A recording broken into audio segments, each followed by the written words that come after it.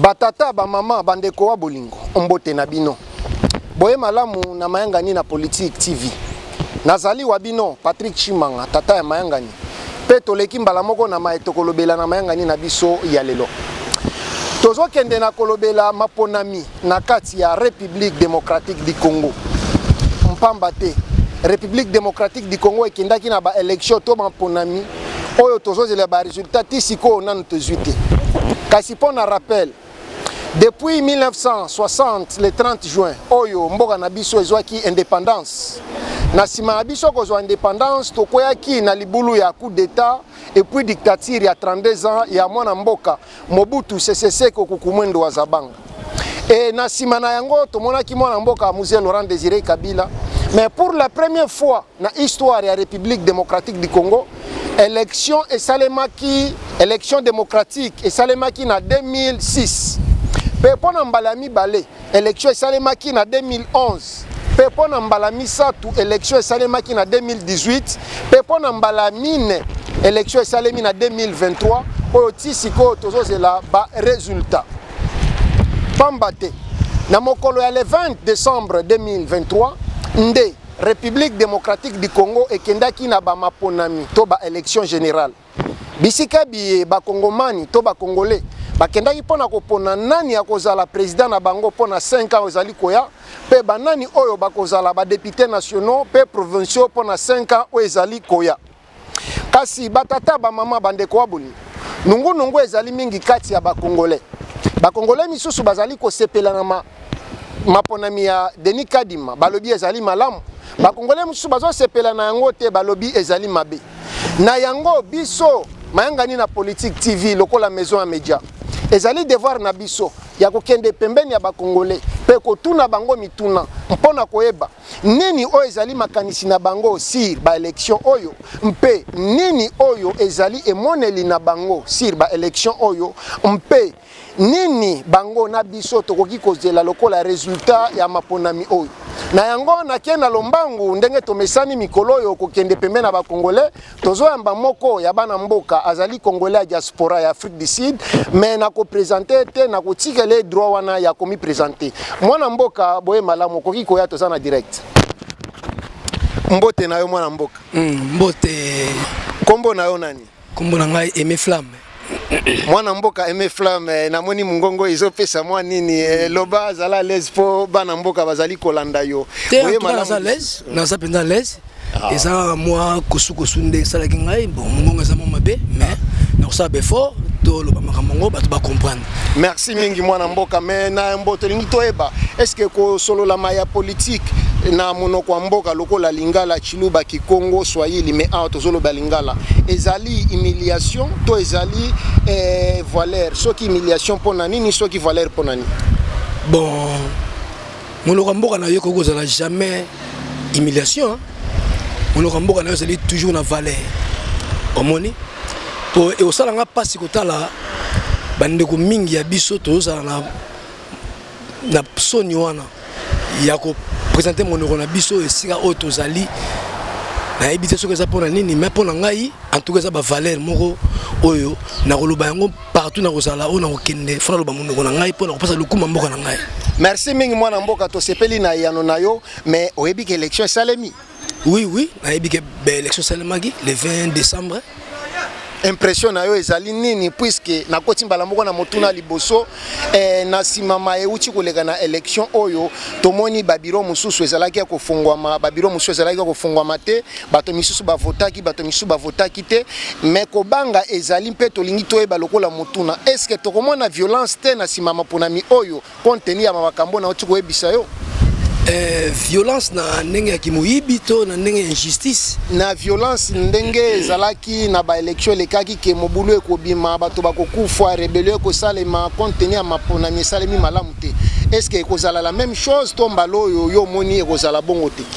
En tout cas na opinion na ngande na moni na limite ke ekozala mobulu ekozala po biso ba comprendre que c'est to outil na ndenge mboka komi lelo. Na limite ke Congolais mo ndima tozonga sima na makambo esalamela biso koleka kala ezonga su et se répéter sur lelo. Merci mingi mwana mboka. Mais eloko mususu toyokaki eza parmi 5 candidats, parmi les 26 candidats au baposilaki pona kozala ba président de la République. 5 kati na bango tomoni mwana mboka Martin Fayulu Madidi, mwana mboka Theodore Ngoi na mwana mboka Denis Mukwege pona kotanga ka bawana. Bango basali communiquer pona koloba ete esengeli to bandela ba élection balobi ba élection ezali mabe makasi pona bango esengeli ko bandela ba élection asika. Yo olobi nini makanisino ezanini? Oza d'accord na bango toza d'accord na bango te? Pona websa yo na koza d'accord na batalongo ya ndenge wana te. Poto uti musika na makambo poto ko malelo. Biso ba Congolais to kolinga kozanga sous simate. Photo ke liboso. Vraiment to monaki makambo eleki na ba pouvoir na so eleki libiso. Tozalaki présent mutazaki azaki absent zate. To monaki na so elekaki. To kolo bango na TV boete po tamsusu biso toza bine na kolobango te. Mais Congolais azazo bate, Congolais aza mayele, aza mutabwania. Alors ne makambo leka kala to kolinga te se répéter les sous lelo. Alors ça to kolinga te se répéter, cela veut dire que oh non, salami et salam malam. Merci mingi mwana mboka batata ba mama bandeko wa bolingo ndenge bomoni tozoko bana mwana mboka azali kopesa biyano malamu selon ye puisque ezali droit na ye lokola congolais. Na kaina lombango na motuna ya misa tu pona koyeba mwana mboka. Tomoni Seni na Denis Kadima osala communiquer pona koloba na mokolo le 20 ke ba Congolo bazalaki bakendaki pona ko voter o ba votaki te le 20 bakoki kozonga le 21 pona ko voter. Oh selon mibeko na constitution balobi ete mapona mesengele salema mokolo moko. Selon yo est-ce que Denis Kadima atosi mibeko ya mboka atosi constitution atosi pe mibeko ya Seni to atosi yango? Mais photo sur la lokola batamayele. Ce que poto soloka batamaele photo mona ndengini babi mobeko lobi ke l'élection ezali mokolo moko. Ce que mokolo ngo batuno ba yeba voter yo ye na yote. Allez, olingi ce que to buka mobeko ka pona yo muto yaki na ko voter te. Mais bokolo bani na ba Congolais bayaki bavandi tongo ti poko ba voter te parce que machine ezali malamu te ba câble ezalaki te ezalaki faute na bango te koloba na bango boni. Mais biso soyebi Congo za mboka moko batuno so balingi kaka tricherie. Hein? Pour ça, logiquement, total élection na biso na Congo total ba sondage. Trop ba no ba résultat ba sondage. So total ba sondage to comprendre na gagner te. So ba on so ba monique to ba tel ba sondage wana ba o ba sana ba voix muke wana. Ba pour la tricherie. Ba kwa ko créer ba makambu ba machine za la bien te po ba bandolo ba bilo ba zo ba lelo. Mais si to fotaki déjà, le roi si to fotaki. To za ba résultat. Merci mwana mboka pona koyanola biso mais tolingi to eba selon yo na makanisi na yo. Soki tolingi to comparer élection o ya 2023 Denis Kadima na ba élection elekaki ya 2006, 2011, 2018. Élection ni nezali malamu pe élection ni nezali mabe selon yo. En tout cas, non ça la peine clair. Donc élection o eleki élection 2023 zate. Pour autozo voter ndé mwana ya mboka o tebi pa na bango. Toyebi papa na maman na ye toyebi sika uti toyebi donc so toliki foto na bu bébé to songo lobi na tongo siko yebi sanga na élection bongo et ozalana ma bendengini donc élection qui to makasi so yo za d'accord te na bato bazolo ba ke élection Denis Kadima ezali élection les plus chaotique oza d'accord na bango na d'accord na bango te. Merci mingi mwana mboka pona koyanola biso tozokende lombangu na ko chiter mais avant to chiter sengeli na tuna yo motuna oyo tomoni église catholique na ba monsieur l'abbé monseigneur na ba misusu kosala communiquer na mbala liboso to na mokolo liboso élection pona koloba ete selon bango élection réussite parce que ezalaki kaka 43% ya participation à la population de Yaki. Mais deuxième jour, tout le monde Seni na Denis Kadima koya ko pesa communiquer pour contredire catholique pour na koloba ete ezalaki plus de 97% de Bayaki. Alors, selon yo, est-ce que vous allez d'accord na ba Congolais bazolo ba ke Denis église catholique bazali ko travailler contre la République démocratique du Congo na contre ya Banguna to ozali d'accord na ba Congolais bazolo ba ke non église catholique banda ko sala bongo atatango IDPS azalaki na opposition bazali ko sala bongo. Donc makanisino ezali nini ozali pour catholique ou contre bango sur communiquer na bango sikoyo au moins tant tozo lobela makambo ya communiquer il faut to tana noube ba ville ni nango o élection o salamiti combien de villes au Bakoko voté pour moi 43%, nous sommes 97%. Si vous faut ça peut calculer on est bien. Si vous ville ni nango ba voté pour et ça la 43%, combien de villes ba voté pour ça 97%. Alors pour ngai na ko bisa bana mboka boye. Congo za mboka na biso. Alors tant total ba sondage ya ba résultat donc comprendre que moi na mboka ndé azui beaucoup oyo. Alors et ça moi pas si pour nous comprendre 43% 97%. Et ça bango ba lobby, ça opinion na bango, ba lobby opinion na bango. Alors mais biso étant que ba vrai congolais tant que to botami na Congo, to lingi Congo makasi to lingi Congo ke liboso, en tout cas pour ce to voter qui déjà fallait makambo et ça ma fa to voter. Na même to makambo malamu. Na même temps na profiter na tuna motuna ngo na yina tuna. Sikoyo est-ce que Denis Kadimana seni bakoki kondimela ba 5 candidats au balobi qu'il faut qu'on annuler ba élection on peut en même temps selon yo ba résultat ni tokoki kozela nani akoki kozala président toujours selon yo nani akoki kolonga maponami oyo nena avec ne bandeli tout monde qui ba sondage au sondage ya nini ya ba élection tout monde en tango bato ba sa ba propagande na bango banani balandio te siko to songa na ba sondage wana ba propagande to banuta la siko to bato ba okela ba ville wana ba ndé okende banana Kisasa na Bandundu na Bakongo partout okendaki to za ba témoin biso moko kile to mona ki makamunde ba kendaki alors to mona ke mona mboka ndem to si bokonzi oyo Antoine Tshisekedi Tshilombo kasi bakongolais musu bazoloba ke nanu ba proclamer te esengeli seni a proclamer cour constitutionnel confirmer simande toloba bango balobi ya bango candidat azui siko yo lobi Félix Antoine Tshisekedi Tshilombo na azui siko yo biso tozela seni a confirmer bientôt ndimela bango bon ça dit na question wana bondimela nga to bondimela bango ezara ko ndima moko en vain mais ba propagande sondage et l'accès makamunenge leki et puis tous c'est là pour biso tous sûr et certain que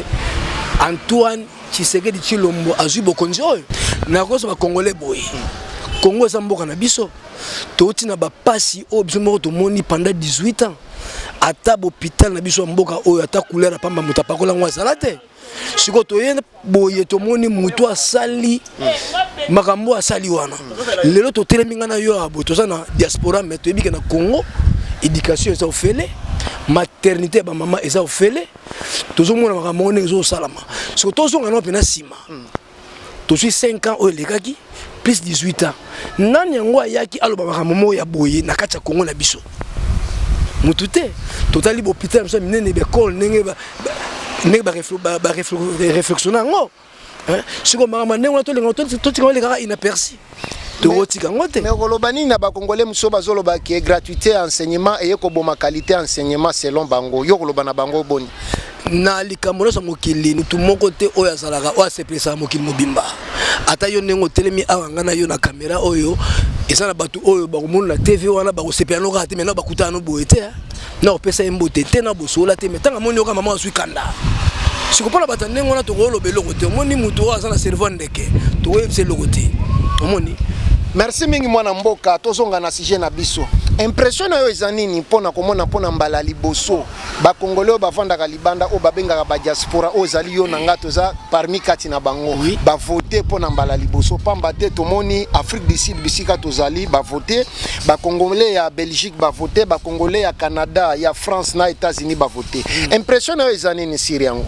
Mais pona ngai ezaka esengo pona ngai pour sentir que mokonzi wana oyo akota ko wana pendant des années ba pesa ki wana pour to comprendre makambo bien 5 ans de pouvoir ya Tshisekedi asalika 2 ans donc nenge to yebi makambo asalika 2 ans siko na 2 ans wana ba makambo aboye salami tina l'étranger to voter mais faut to comprendre makambo est-ce que zo kende comment to koza ba aveugle to boto ba makambo netika to zo comprendre to ba naïveté faut to mona makambo nenge zali. Alors et ça c'est ngwa pona ngai naza ne sengo makasi ko mona ke ngai pe na voter na ti implice na mboka na nga mboka na ngende liboso. Merci mingi mwana mboka na banzi to kozwa ngonga mulaite to suki a pona lelo pe to kozongela mbala sima. Merci pona opesa biso opportunité. tozoli ki a été mbala sima kopesa biso iso opportunité po toya tolobela sir ma ya élection pamba te ba élection ngona no esilité mais avant totika yo kende okoki kozala na loba suka pe moto koyi ko souhaiter opesa mbote ezali pa na yo puisque tozokende na fin ya année. Bon nakoloba mingi te na pesi kaka bonne année na bandeko na nyonso o basali partout dans le monde.